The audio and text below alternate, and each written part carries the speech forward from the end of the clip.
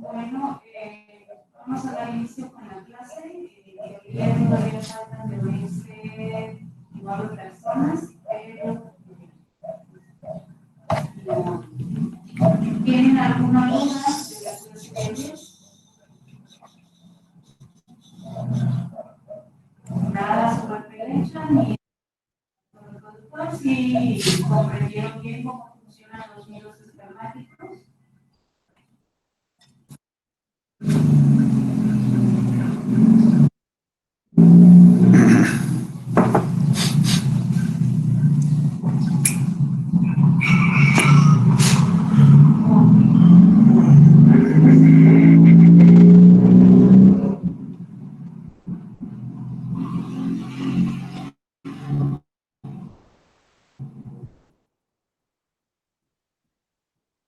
Entonces, ayer... Hola, ¿qué tal? Buenos días. ¿Tienen alguna duda de lo que hemos visto?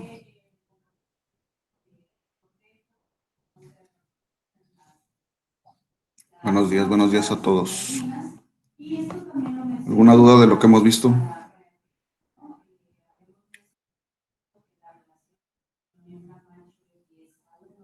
Bueno, muy bien. Gracias, Emilia. Pero igual, hasta 30 reglas a un gallo las puede llegar a pisar.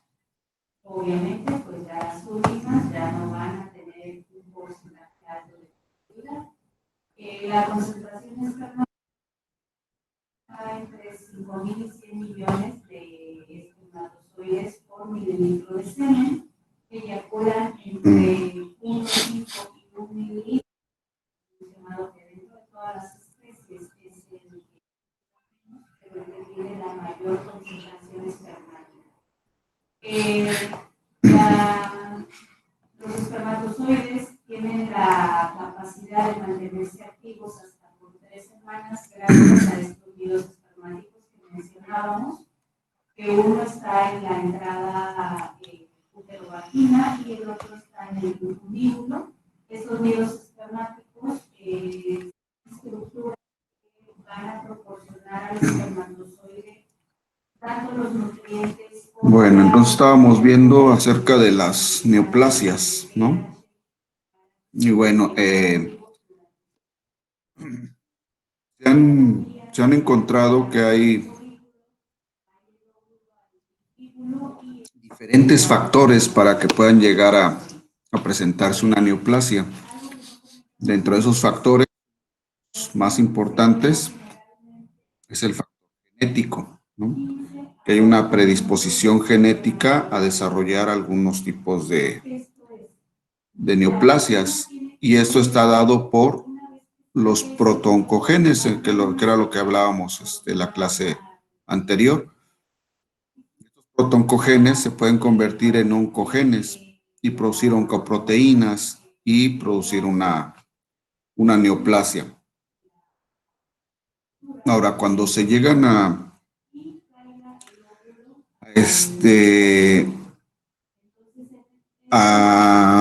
tener mutaciones estos protooncogenes,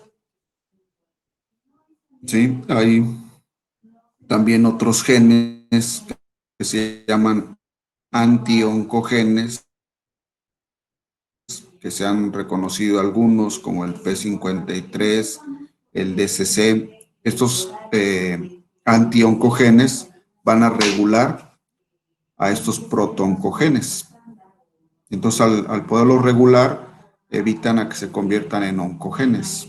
Entonces, es una forma que tienen en conjunto los genes para poderse empezar a regular y que no se produzcan esta activación de estos protooncogenes a convertirse en oncogenes y generar una neoplasia.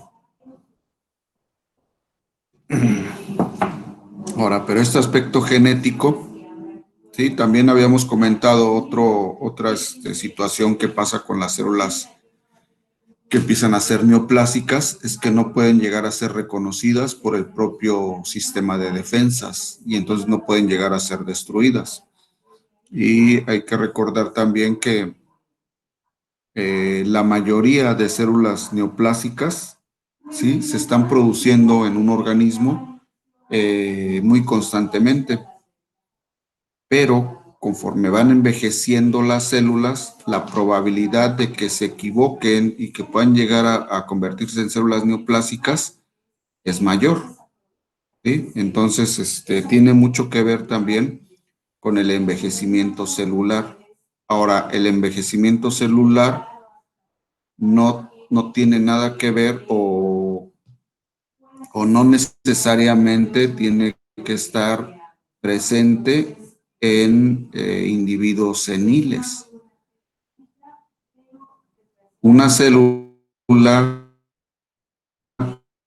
o un grupo de células puede estar envejeciendo porque se están destruyendo continuamente y se tienen que replicar continuamente. Y esto entonces hace que la probabilidad de que alguna célula pueda convertirse en una célula neoplásica. ¿Sí? Sí tiene algunos elementos, ¿no? Les digo, uno de los más importantes es el elemento genético. También otro, el de la muerte constante, la muerte celular constante, ¿sí? Que también que el sistema inmune no pueda reconocer estas células que se están formando neoplásicas y que no pueda llegarlas a fagocitar. Ese es también uno de los más importantes, ¿sí? Se menciona que una de las grandes causas o factores también que influye para que estas neoplasias se lleguen a presentar, pues son factores medioambientales. Y estos agentes medioambientales o factores medioambientales los conocemos como agentes carcinogénicos. Y entonces tenemos algunos químicos que pueden ser carcinogénicos. Dentro de los químicos, pues encontramos hasta fármacos, ¿no? Últimamente, no sé si han escuchado que se ha visto implicada la ranitidina en procesos neoplásicos y la ranitidina, pues es un fármaco. También, por ejemplo, dentro de los químicos, los insecticidas, se menciona que también pueden llegar a ser carcinogénicos. Otros químicos que no corresponden a fármacos o insecticidas pueden llegar a ser, por ejemplo, los que se utilizan para preservar los alimentos, los conservadores. Se dice que muchos de ellos llegan a ser carcinogénicos. Los colorantes, ¿sí? Por ejemplo, los que se utilizan o los productos que se utilizan para las tinciones también pueden llegar a ser carcinogénicos. Ahora, estos productos o agentes carcinogénicos no necesariamente, ¿sí?, son el único factor que requiere un individuo para que se produzca una neoplasia. ¿Sí? Entonces, se requieren de varios factores. También, por ejemplo, dentro de los agentes carcinogénicos tenemos a la energía radiante, ¿no? La radiación. Y tenemos la radiación, la que son más carcinogénicos, pues son las radios, la radiación electromagnética ionizante, como los rayos X, ¿sí? O los rayos ultravioleta, que también son energía electromagnética o radiación electromagnética ionizante. Y también se menciona que hay algunos microorganismos que pueden ser oncogénicos, que pueden hacer que se desarrollen tumores o neoplasias. Y estos microorganismos, pues generalmente son virus, ¿no? Como habíamos comentado, por ejemplo, el virus de la leucemia viral felina que ocasiona linfomas.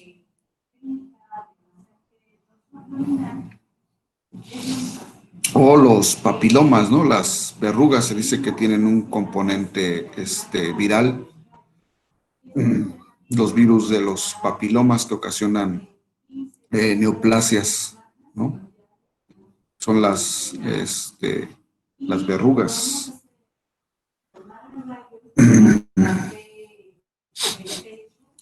Ahora, también estábamos comentando que tienen diferencias los tumores, ¿sí? Se clasifican en tumores benignos y tumores malignos. Entonces tenemos algunas diferencias muy palpables o que podemos nosotros llegar a deducir en un tumor, ¿no? Y podemos llegarlo a catalogar así macroscópicamente, ¿sí? Y microscópicamente si es benigno o maligno. Y bueno, una de esas características que podemos llegar a observar es que los tumores benignos tienen un crecimiento lento, los malignos el crecimiento es muy rápido, el modo de crecimiento es expansivo, eso quiere decir que en el caso de los benignos, que empiezan a crecer empujando nada más otras estructuras, otros tejidos u órganos. En cambio, el maligno se infiltra entre los tejidos sanos. El benigno generalmente tiene cápsula, los malignos eh, no presentan cápsula, ¿sí?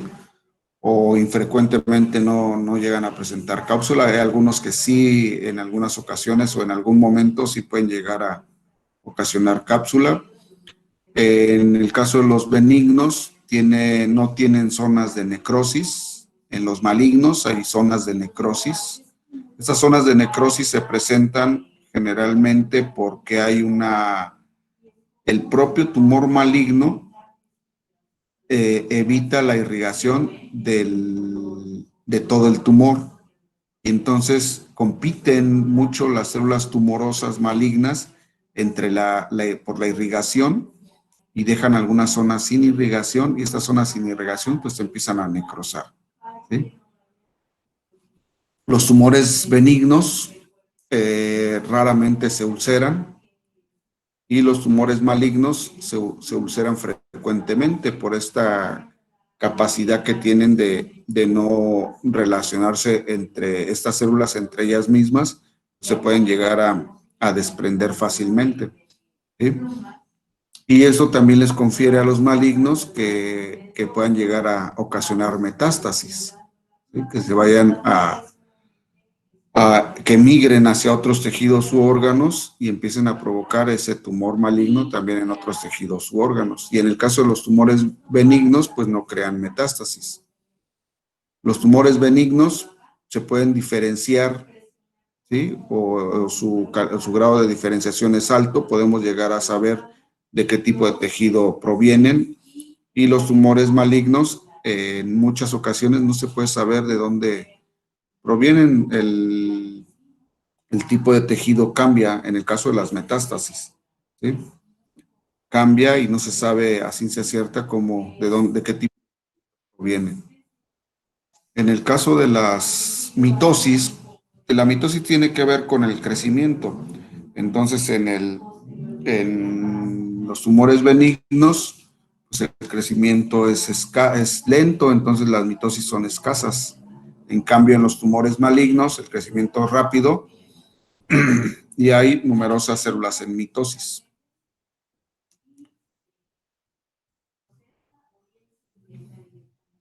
Y tenemos los efectos sistémicos.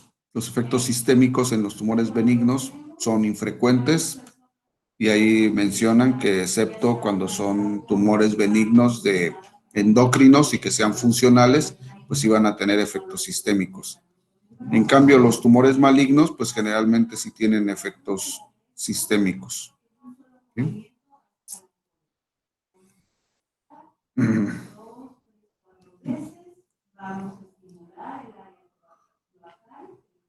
Bueno, aquí hay algunos ejemplos de virus que pueden llegar a ocasionar tumores, ¿no?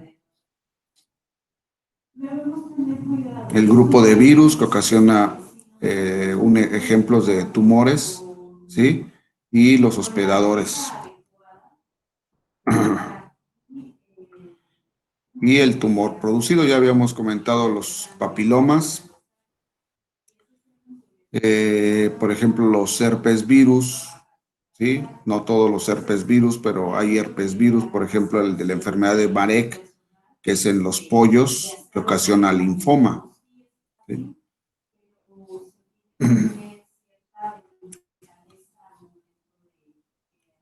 También tenemos al virus de la leucosis bovina, que también ocasiona linfoma. Y por aquí teníamos el virus de la inmunodeficiencia en el gato, que ocasiona también linfomas. Sí, entonces son algunos virus que pueden llegar a ocasionar algunas neoplasias. Ahora, existen vías en las cuales se va a diseminar o va a ocasionar metástasis una neoplasia maligna, ¿sí? Entonces esas son las 4 vías que una neoplasia maligna puede ocupar para ocasionar metástasis, para llegarse a diseminar a otro órgano. Y la primera, pues, es la invasión local. Entonces, si esa neoplasia maligna está cerca de un tejido u órgano, pues lo va a invadir. Y entonces ya está ocasionando una neoplasia también en otro tejido u órgano del cual no se originó. Entonces, esta es una forma de invasión local.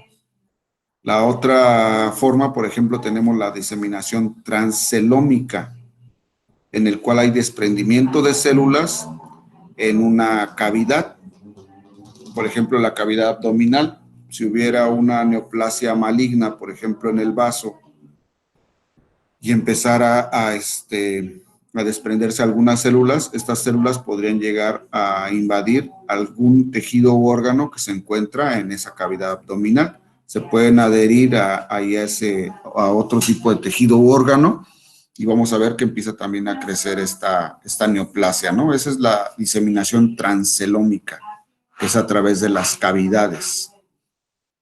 Y otras que ya hemos estado estudiando y viendo cómo se presentan es la diseminación linfática.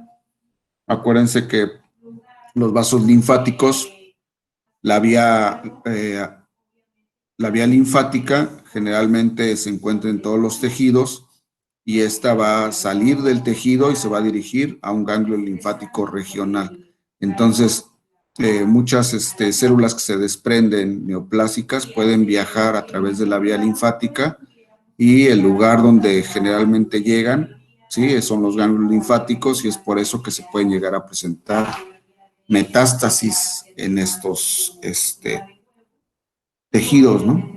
En los ganglios linfáticos. Y la otra es... Una pregunta, Sí, sí, dígame. perdón, ¿cuál dijo que era por el desprendimiento celular cavidades? Transcelómica. La Ah, ok, diseminación gracias. transcelómica es en cavidades.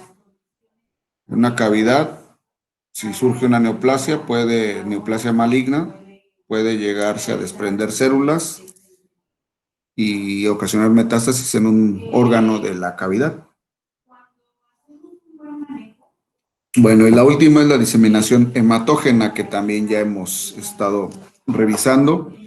Y esa diseminación hematógena, pues a través de la vía sanguínea, ¿sí? En donde los vasos por los cuales se va a desplazar estas células neoplásicas, pues son los vasos, son las venas, ¿sí? Son los vasos venosos. Y generalmente estos van a originar que llegue a los pulmones, y entonces es otro de los tejidos u órganos en donde se ven más fácil las metástasis, ¿sí? Y bueno, este es un esquema que muestra cómo se va invadiendo un tejido, ¿no? Cómo se va originando una neoplasia y cómo estas neoplasias también salen hacia las diferentes vías. Esta es una vía por vasos sanguíneos y puede irse hacia otros lugares, ¿no?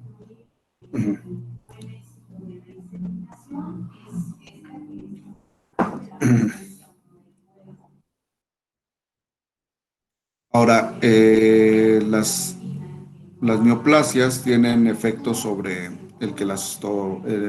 sobre el individuo que las presenta. Y estos efectos pueden ser efectos locales, ¿sí? Y los efectos locales va a ser la compresión que van a ocasionar a las estructuras que están a su lado, las estructuras vecinas. Estos efectos locales también van a tener una actividad funcional, si es el caso de una neoplasia, principalmente en el sistema endocrino, ¿no? Que es donde más se llega a observar. Entonces, estas neoplasias funcionales van a ocasionar que haya una exagerada función de ese tejido u órgano. Y pues van a provocar úlceras en el caso de las neoplasias malignas. Pueden provocar fácilmente úlceras.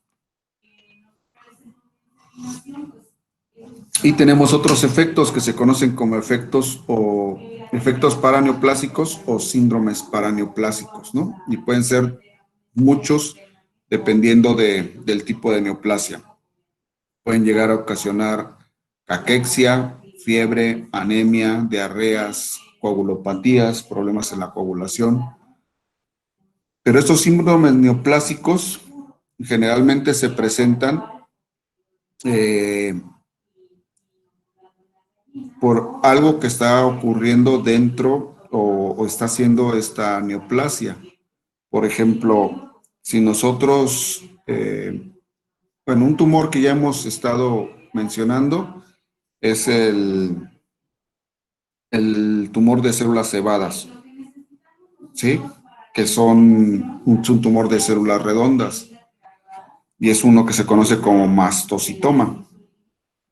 Y las células cebadas, ese tumor generalmente es funcional y las células cebadas generalmente tienen gránulos, los cuales contienen gran cantidad de aminas vasoactivas.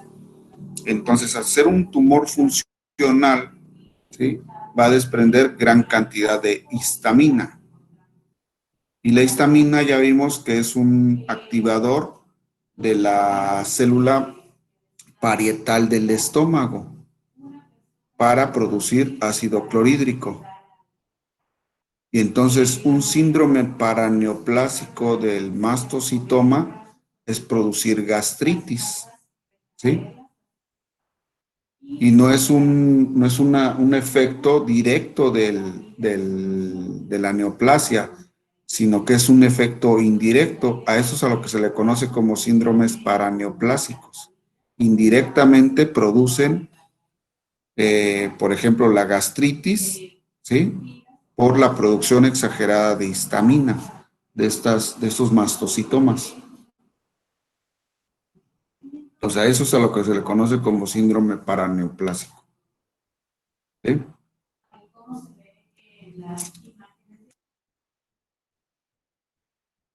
Ahora, ya también habíamos comentado que a los tumores se les define por grados, del grado 1 al 4, y esto va a ser dependiendo de varias cosas. Una, de su grado de diferenciación, de su grado de invasión que tengan a los tejidos y de el tamaño, ¿no? Por ejemplo, generalmente una neoplasia grado 4 es la neoplasia terminal y si en esta ya hay metástasis, hay gran invasión del tejido, hay síndromes paraneoplásicos severos, hay una gran actividad mitótica del tumor, está creciendo muy rápido, entonces son grados, ¿no? Grados que se van los cuales van a diferenciar a los tumores, grado 1, 2, 3 y 4. Entonces ya tenemos la muestra del examen. ¿Sí? ¿Tienen alguna pregunta?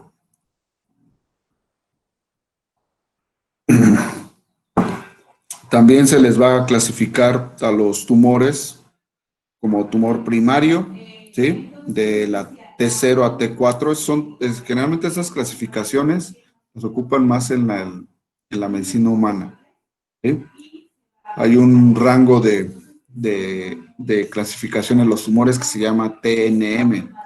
El primero se refiere al si es un tumor primario o es un tumor secundario y neoplásico, ¿no? Y se le clasifica en 4 grados, de T0 a T4.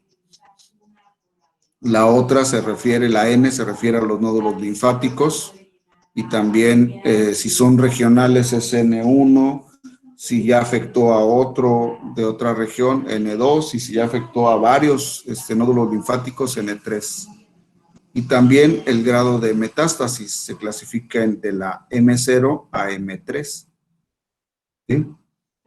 M0 cuando no hay metástasis, M1 ya hay metástasis a un tejido contiguo, M2 a otro tejido que ya está más alejado, pero que ya el tumor ya está ocasionando algún efecto, y M3 a varios tejidos, ya se hizo una metástasis a varios tejidos.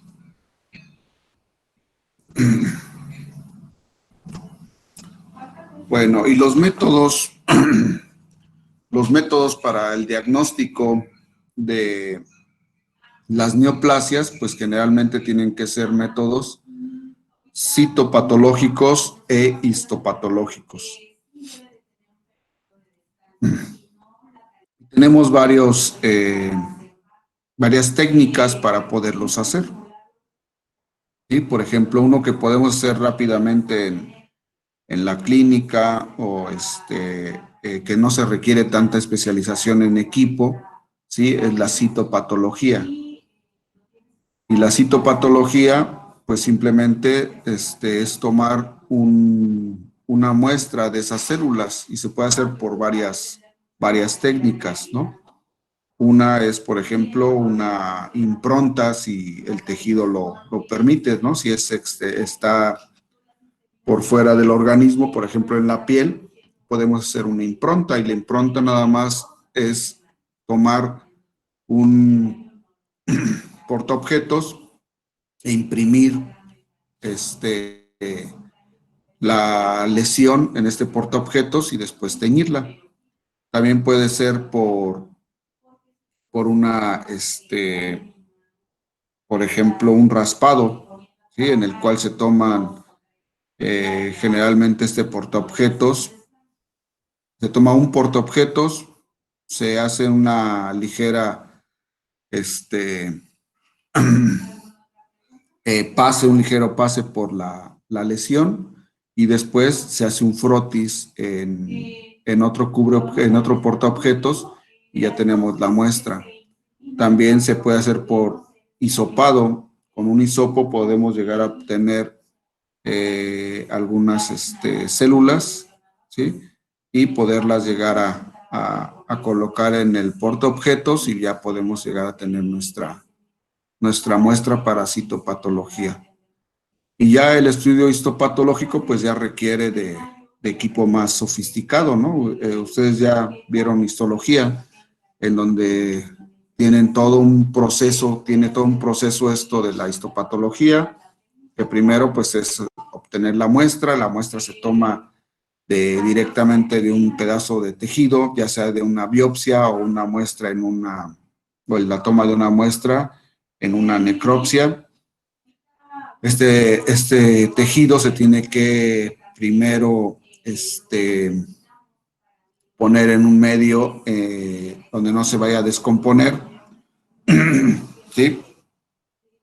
Para el envío al histopatológico, que generalmente ocupamos formol al 10%. Una vez que llega ahí al laboratorio de histopatología, pues tiene que tener un lavado constante para quitar todo formol al 10%. Posteriormente, este tejido va a pasar a través de una serie de alcoholes para estarlo deshidratando, ¿sí? Es un carrusel de alcoholes a diferente concentración que generalmente tarda aproximadamente un día, ¿sí? Un día, dependiendo del tipo de tinción, pero va a tardar un día en estar pasando por este grupo de alcoholes y al final de los alcoholes se ponen parafina. Y esta parafina, este tejido en parafina, ya lo podemos nosotros cortar a través de un microtomo y posteriormente colocarlo en una laminilla, ¿sí? Fijarlo en una laminilla y poderlo ver, teñirlo, ¿sí? Que también las tinciones depende del tipo de tinción que le vayamos a hacer, pero también hay algunas que duran algunos días y ya que lo teñimos lo podemos observar al microscopio. Entonces la técnica de histopatología, que ahorita se las mencioné así a grandes rasgos, pues es una técnica que a veces dura entre 3, 4 o 5 días, dependiendo de la tinción, el tipo de tinción que vayamos a utilizar. Y entonces, pues, por lo tanto, es un poco más tardado. Ahora, esta es la técnica. Ahora, algo muy importante en la citopatología e histopatología,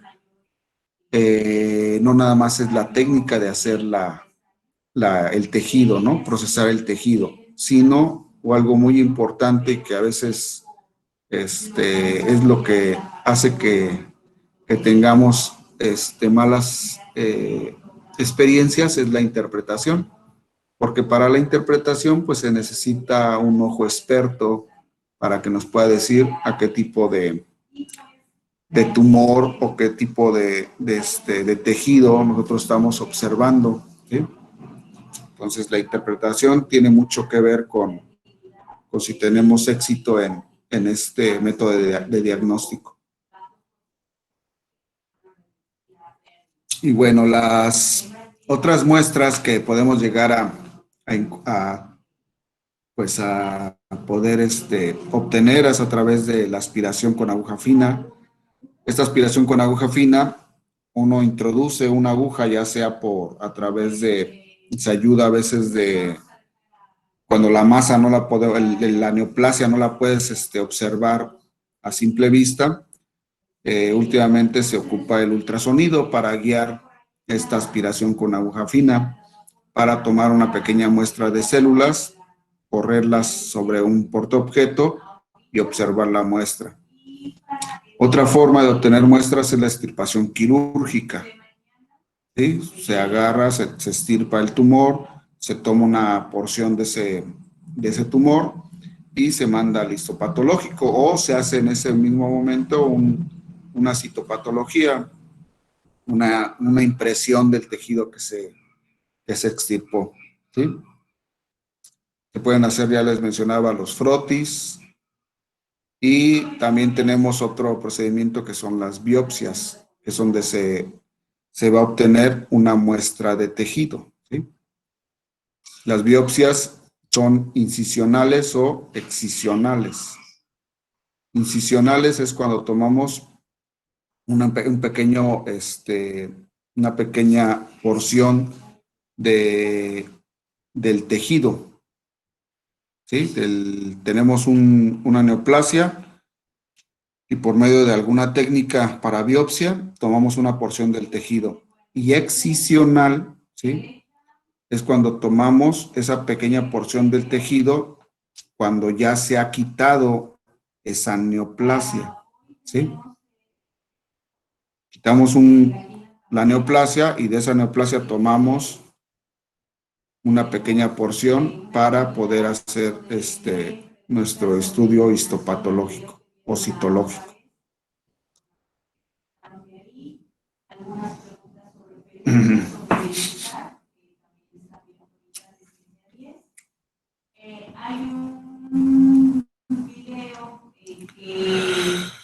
Y por ejemplo, nosotros podemos ya a través de lo que hemos visto, por ejemplo, podemos llegar a deducir, y lo que han estudiado anteriormente en histopatología o citología, podemos llegar a identificar claramente cómo vamos a observar, por ejemplo, una lesión, ¿no? Lo que vamos a obtener de una citopatología, en este caso es una citopatología. Entonces, de acuerdo a lo que hemos visto, sí que pueden observar en esta muestra, sí, que es un frotis a través de un hisopado.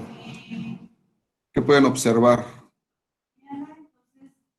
Sí, ya tuvieron su materia de histología y ahí les debieron de haber estado observando algunas muestras, ¿no? Entonces, ¿aquí qué podemos observar? Alguien que pueda decirme qué observan.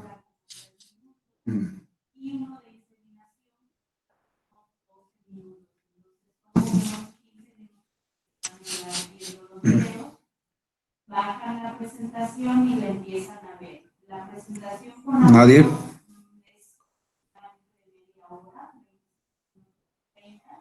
Les explico, ya vieron lo de los factores de productividad. No saben qué se puede observar.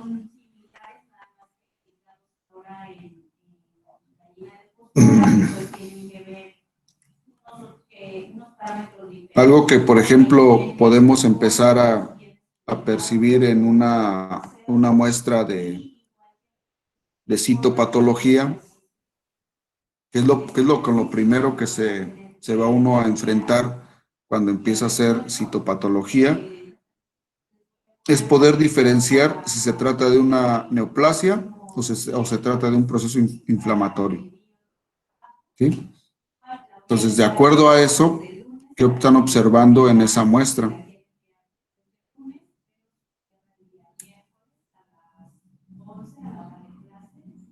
Y igual si tienen alguna duda, pues me pueden contactar por correo.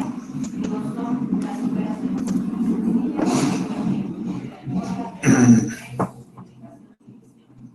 bien explicado, pero yo y lo más importante tienen que hacer el análisis. Bueno, por ejemplo, aquí vemos una célula. Una célula, parece una célula epitelial, tiene el citoplasma irregular, tiene su núcleo, ¿sí? Tiene una buena relación núcleo-citoplasma, ¿sí? El núcleo se observa con un teñido de morado de la hematoxilina, entonces tiene una buena tinción, ¿sí? Y les mencionaba que nosotros en un inicio podemos diferenciar entre si es una neoplasia o es un proceso inflamatorio. En los procesos inflamatorios vamos a ver que vamos a encontrar una gran cantidad de células inflamatorias. ¿Cuál era o cuál es la primera línea de defensa en un proceso inflamatorio?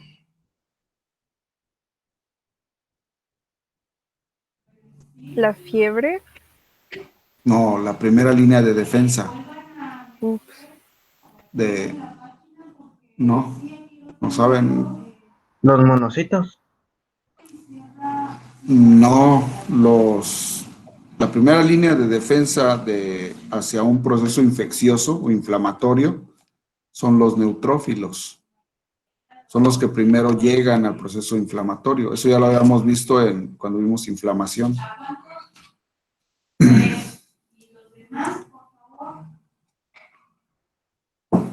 Entonces, estos que están aquí, que se ve con núcleo multilobulado en forma de herradura, ¿sí? Que se ve como si tuviera muchos núcleos, ¿sí? Corresponde a una célula polimorfonuclear, ¿sí? Y la que mayormente tenemos en los tejidos o en el organismo son los neutrófilos. Entonces, estas células son neutrófilos, todas estas, ¿sí? Es así como se ven en un frotis. ¿Sí? Todas estas son neutrófilos. Después ya van a empezar a ver que hay diferentes tipos de neutrófilos, ¿no? De acuerdo a sus características. Y esto corresponde, por ejemplo, a una inflamación. Esta era una muestra de una piometra, que es pus en el útero. Entonces es una infección, ¿sí? Provocada por bacterias principalmente. Y entonces este proceso inflamatorio, infeccioso, ¿sí? Generalmente se origina una gran cantidad o una llegada exagerada de neutrófilos, y si nosotros tomamos una muestra de este tejido, pues vamos a encontrar esto, ¿no? Gran cantidad de neutrófilos, poca cantidad de células epiteliales que se han desprendido, pero la gran cantidad de neutrófilos corresponde a una infección principalmente bacteriana. Entonces, si nosotros encontramos esto, ahorita es en el útero, ¿no? Pero podría ser en un tejido, en cualquier tejido. Si encontramos esto, pues lo que tenemos ahí, ¿sí? Porque acuérdense que la inflamación también causa que haya un tumor, que crezca el tejido. Entonces, la masa de tejido que encontramos corresponde a un proceso inflamatorio, infeccioso, ¿sí? No a una neoplasia. Diferente a este tipo de frotis, ¿no? En donde encontramos diferentes características en las células. Como dijimos que se decía cuando tienen diferentes tipos de células.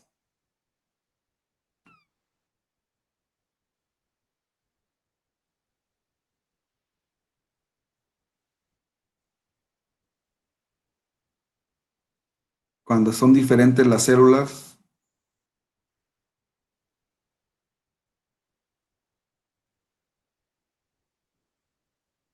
No es cuando hay metaplasia.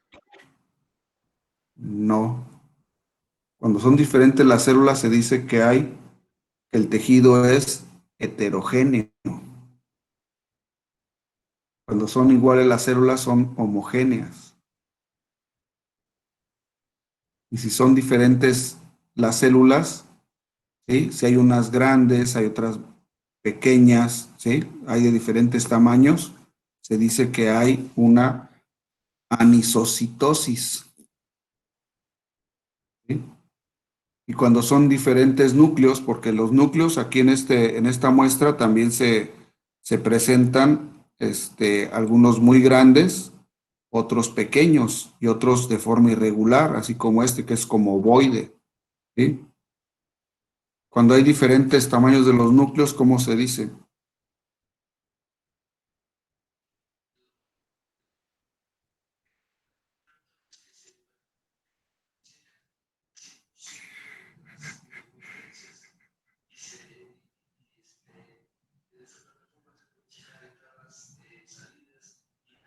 Anisocariosis. Hay anisocariosis, Ah, ¿sí? Diferentes tamaños de los núcleos. También tenemos policromasia, en donde hay las células se tiñen diferentes. Si se fijan, hay unas más oscuras, otras más claras, ¿sí? Tenemos esto que se observa aquí, por ejemplo, es una mitosis imperfecta. Esta célula está entrando en mitosis, ¿sí? Tenemos una falta de relación con el núcleo y el citoplasma. Por ejemplo, esta célula que está aquí abajo, que tiene el núcleo ovoide, no le alcanzamos a ver o a distinguir dónde está su citoplasma. Pareciera que está nada más el puro núcleo. Esta que está hacia a un lado de la que estábamos mencionando, ¿sí? Que se ve el núcleo y por ejemplo se le ve como un pequeño rastro nada más de citoplasma, también hay una pérdida de la relación núcleo-citoplasma. Entonces, si nosotros vemos una muestra de tejido así con estas características, ¿sí? Anisocitosis, anisocariosis, policromasia, es heterogénea la composición celular. Por ejemplo, tenemos hipercromía, ¿sí? Eso quiere decir hipercromía nuclear, quiere decir que los núcleos están teñiendo, algunos de los núcleos están teñiendo de más. Generalmente esto es porque su citoplasma, perdón, su ADN está muy condensado, ¿sí? Y cuando se condensa, quiere decir que van a entrar en mitosis. Tenemos mitosis imperfectas, Entonces, podríamos estar hablando de alguna infección, de algún proceso inflamatorio. No, porque aquí no observamos células inflamatorias, ¿sí? Y entonces esto podría llegar a corresponder a una neoplasia. Ahora, nosotros no estamos diciendo qué tipo de neoplasia es, pero ya podemos llegar a diferenciar entre una neoplasia y un proceso infeccioso, ¿sí? De acuerdo a sus características citopatológicas. Y es lo primero que nosotros debemos de empezar a diferenciar. Si esto de la citopatología o histopatología, pues ya corresponde a una especialidad, pero nosotros fácilmente podemos decir, ¿sí? De acuerdo a una citopatología, si esa masa que tiene ese individuo pertenece a un proceso inflamatorio, infeccioso, o si es una neoplasia. No vamos a decir qué tipo de neoplasia, pero podemos decir que es una neoplasia y que se le tienen que hacer otros estudios más especializados, ¿no? Bueno, este tumor correspondía a esta frotis correspondía a esta tumoración, ¿sí?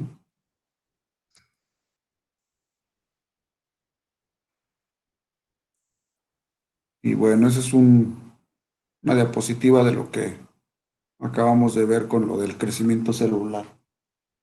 ¿Alguna duda que tengan?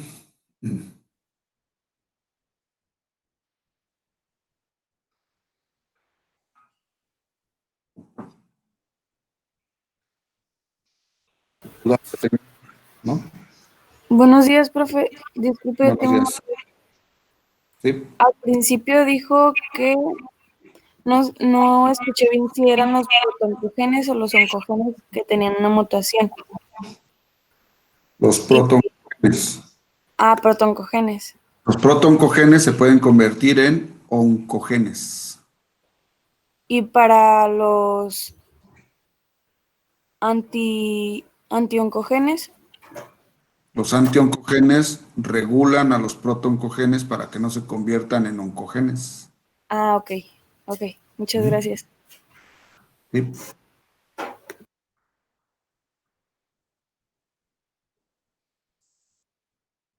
¿Alguna otra duda que tengan?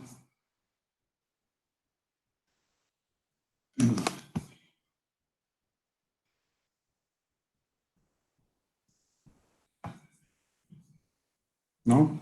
Bueno, entonces nos vemos la próxima clase.